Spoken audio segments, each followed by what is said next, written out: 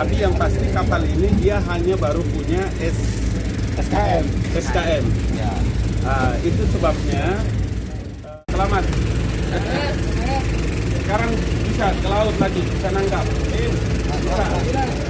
Kirim nelayan ya, baru pulang dari laut, nangkap.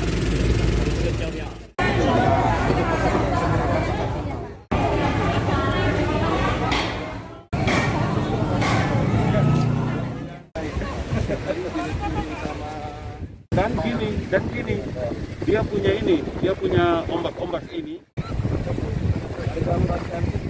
dan seluruh Indonesia.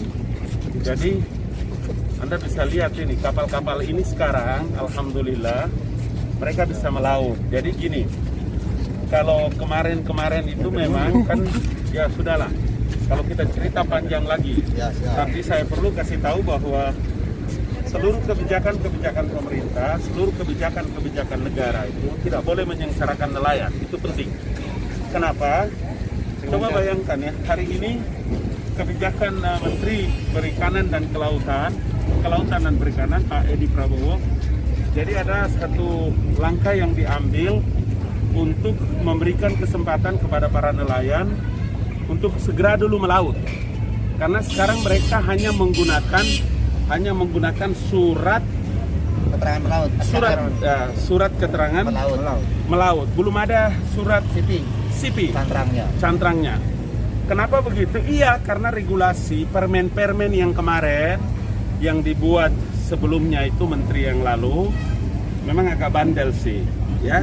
Jadi nelayan itu menjadi kesulitan. Belum lagi kan setelah masuk pandemi ini kan memang nelayan itu mengalami satu kesulitan yang luar biasa. Ya, syukur alhamdulillah, ini Anda bayangkan loh, sekitar 100 JT. Mereka bisa, tadi saya habis dari pabrik, dari tempat cold storage-nya, packingnya yang luar biasa. Dalam satu hari mereka bisa menangkap sampai dengan 1 ton, 100 ton ya. Jadi kehidupan nelayan itu terasa. Sekarang ini terasa gitu.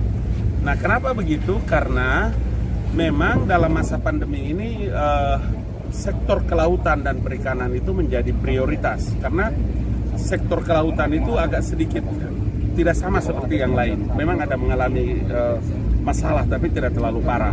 Begitu juga dengan tourism. Jadi dalam kesempatan kita datang ke sini ini untuk bisa melihat langsung ya.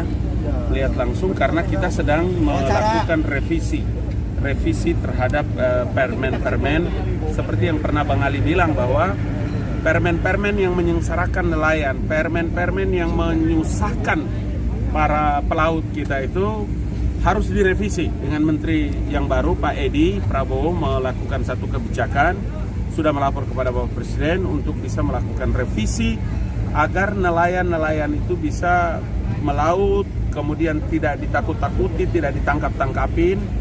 Nah, sambil menunggu permennya, para nelayan sudah boleh melaut terus. Melaut. Karena sudah ada pembicaraan di tingkat kepolisian negara, kemudian Kementerian Kelautan dan Perikanan. Kami juga sudah melaporkan kepada Kementerian Koordinator Kemaritiman dan Investasi, TNI AL, dan semua stakeholder yang ada di laut. Itu sebabnya ya sebagai tenaga ahli ya kantor staf presiden, saya harus datang dan sebagai pembina konsultasi publik untuk nelayan di Kementerian Kelautan dan Perikanan, saya punya tanggung jawab. Saya juga mau nanti lihat apa namanya brick water. Ya, nanti saya mau lihat karena ada hubungannya dengan Pelindo 3, Pelabuhan Indonesia 3 yang tentu saja harus saya tahu ya Pak Wakil. Pemda saya senang sekali beliau-beliau ini alhamdulillah karena Tegal ini luar biasa. Tegal ini memiliki potensi yang sangat luar biasa. Pantas kalau dia disebut sebagai kota bahari.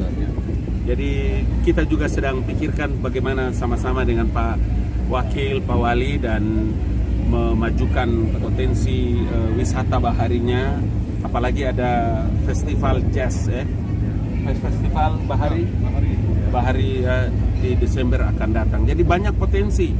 Nah, sehingga kalau ada regulasi-regulasi yang merugikan para nelayan, saya kira saya orang pertama yang keberatan. Dan alhamdulillah sekarang sudah berjalan dengan baik.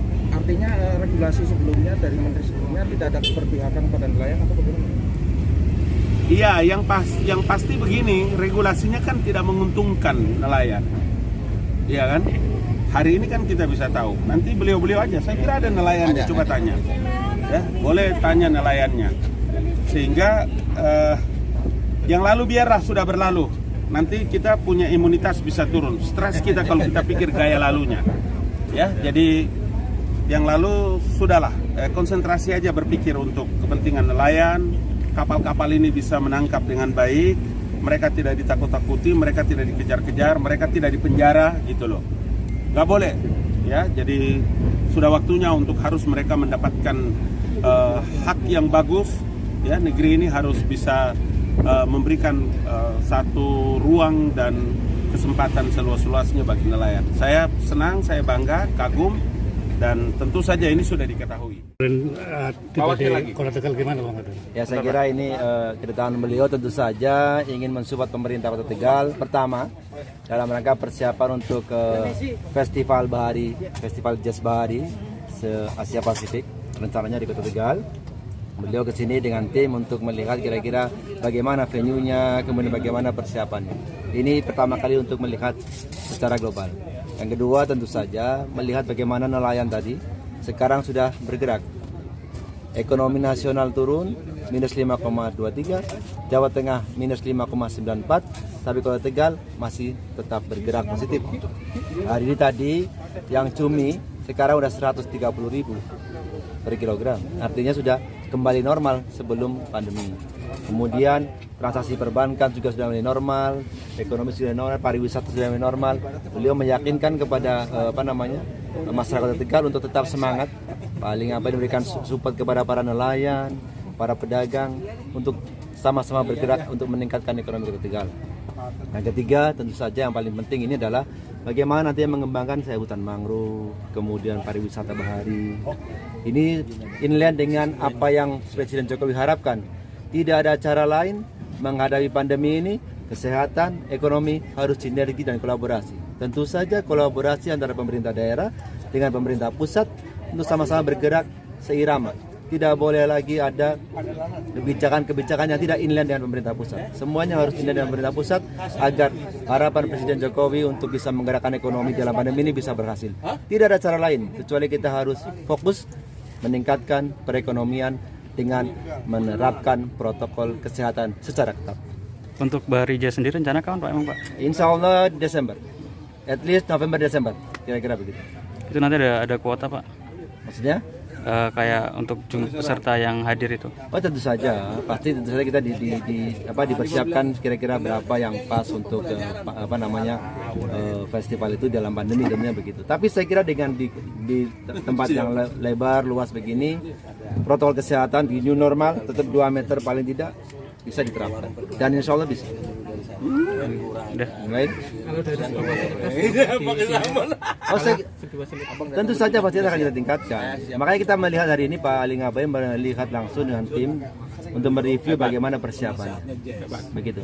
Beliau sebagai penasehat untuk acara nanti. Ini turis-turis juga ya Pak? Ya pasti. Festival jazz pasti berbeda. Ini kan pasti kita mereka biar datang ke sini menikmati jazz di pantai alam indah Kota Tegal di tengah-tengah hutan mangrove yang luar biasa.